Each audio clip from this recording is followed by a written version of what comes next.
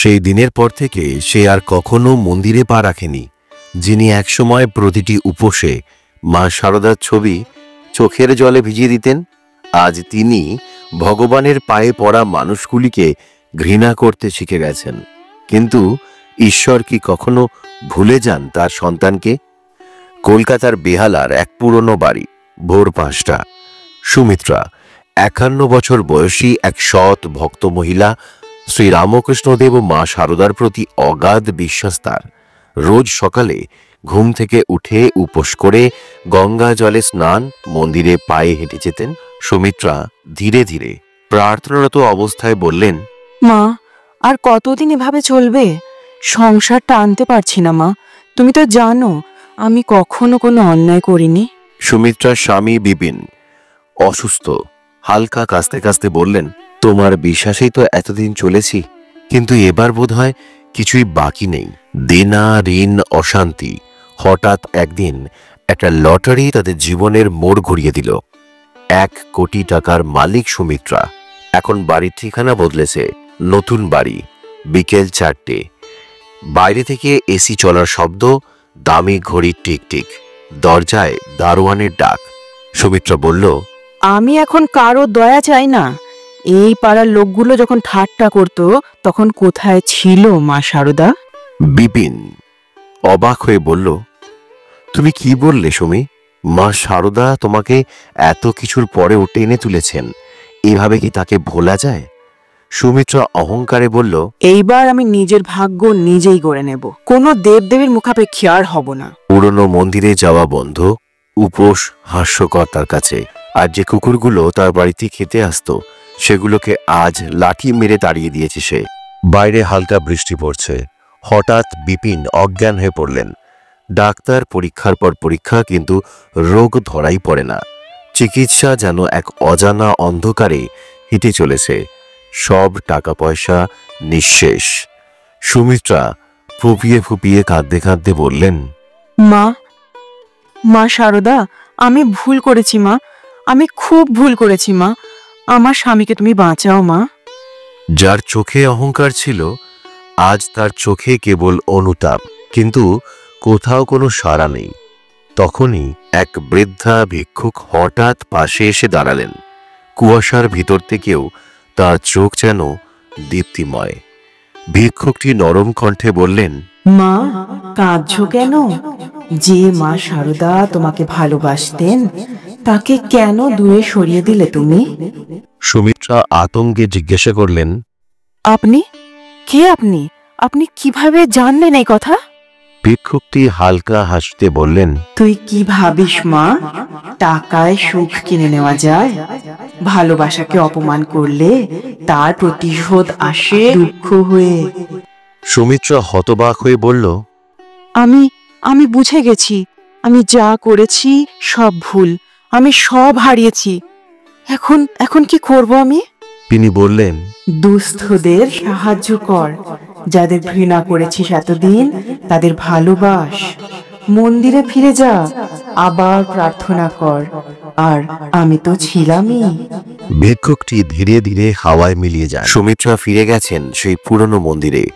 উপোস করছেন, গরিবদের খাইয়ে দিচ্ছেন। আবার সেই করুণা ফিরে এসছে তার চোখে। সুমিত্রা এবার বললেন, মা, তুই সত্যি এসেছিলি। আমি আবার তোকে পেয়েছি মা। এবার আর হারাবো না তোকে। এই গল্প আমাদের আশেপাশে প্রতিদিন জন্ম নিচ্ছে। যখন অহংকার আসে তখন ঈশ্বর সরে যান, আর যখন অনুতাপে বুক ফেটে যায় তখন তিনি নিজেই এসে বলেন, আমি মা থাকতে ভয় কিসের? আমি তো আছি তোর পাশে।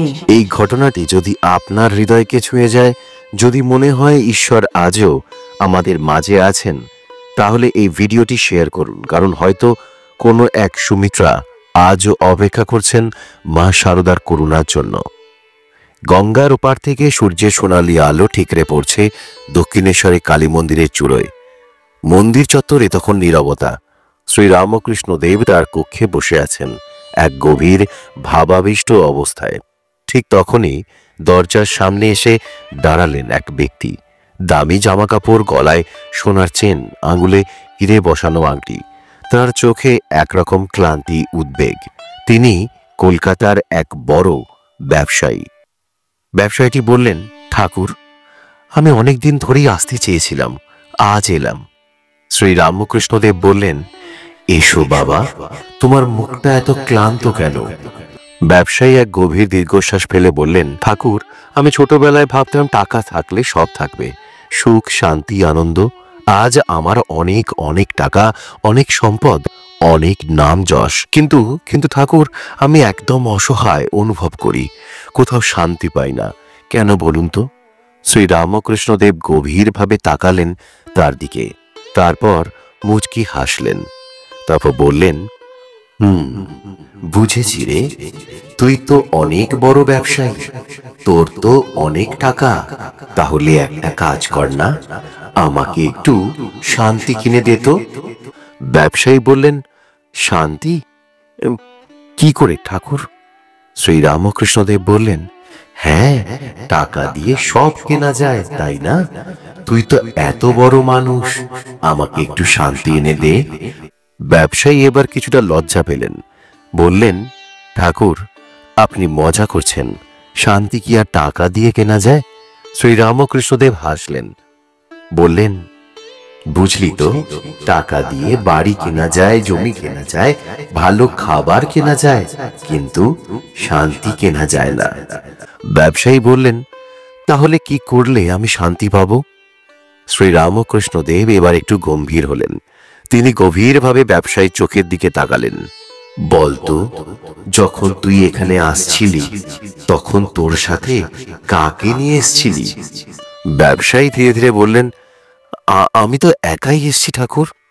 শ্রী রামকৃষ্ণদেব মৃদু হেসে বললেন, না রে, একা আসিসনি, তোর অহংকারটাকে সাথেই নিয়ে এসছিলি।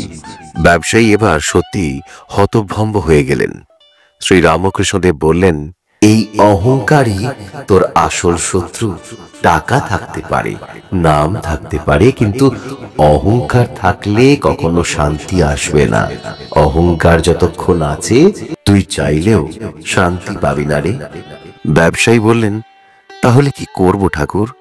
শ্রী রামকৃষ্ণদেব বললেন, অহংকার ত্যাগ কর, বিনয় শেখ। যেমন নদী সাগরের দিকে ধেয়ে যায়, তেমনি একজন প্রকৃত জ্ঞানী ঈশ্বরের দিকে ধেয়ে যায় বিনয়ের সাথে। এই কথা বলেই তিনি চোখ বুজলেন, যেন মহাবিশ্বের কোনো গভীর সত্য অনুভব করেছেন। অসহায় জীবনে শান্তি ফেরাবে মা শারদা ও শ্রী রামকৃষ্ণ দেবের রাতের এই প্রার্থনা। রাতে শোবার আগে যখন দুশ্চিন্তা মাথার উপর পাহাড়ের মতো চেপে বসে, যখন জীবনের সব দরজা বন্ধ মনে হয়, তখন এই তিনটি কথা বলুন, যা ঠাকুর শ্রী রামকৃষ্ণ দেব ও মা শারদার চরণে সমর্পণের প্রতীক। তিনটি কথা: 1, মা, আমি তোমার। 2, ঠাকুর, তুমি সব জানো। 3, সব তোমার ইচ্ছে। কিভাবে প্রার্থনা করবেন? রাতে শোবার আগে একান্তে বসুন, মা শারদা ও ঠাকুর শ্রী রামকৃষ্ণ দেবের ফটো বা প্রতিমার সামনে। ধূপ প্রদীপ জ্বালানো যেতে পারে, তবে মন থেকে প্রার্থনাই আসল। চোখ বন্ধ করুন, ধীরে ধীরে শ্বাস নিন এবং একাগ্র মনে বলুন, মা, আমি তোর। ঠাকুর, তুমি সব জানো, সব তোমারই ইচ্ছে।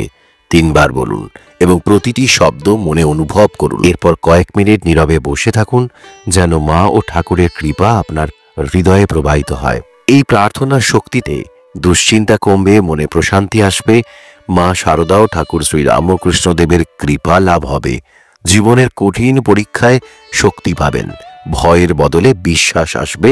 ধীরে ধীরে সমস্যাগুলোর সমাধান হতে শুরু করবে। যা কিছু ঘটে তা ঠাকুরের ইচ্ছাতেই হয়। এই বিশ্বাস নিয়ে শুতে যান, আপনার জীবন বদলে যাবে। অনেকেই আছেন যারা দিনের পর দিন হাসছেন, কিন্তু ভিতরটা চুপচাপ কাঁদছে। কেউ জানে না আপনি কতটা একা, কেউ বোঝে না আপনার হাসির পিছনে কত কান্না জমে আছে। কিন্তু মা জানেন, আপনার মুখ না দেখেও আপনার চোখের জল পড়ার আগে থেকেই তিনি অনুভব করেন। একবার বলুন তো, শুধু বলে দেখুন না, মা শারদা। একবার মন থেকে বললেই দেখবেন কষ্টটা কেমন হালকা হয়ে যায়। আপনার অনুভূতিটা কমেন্টে জানাবেন, লিখবেন, মা শারদা, তুই আছিস তো?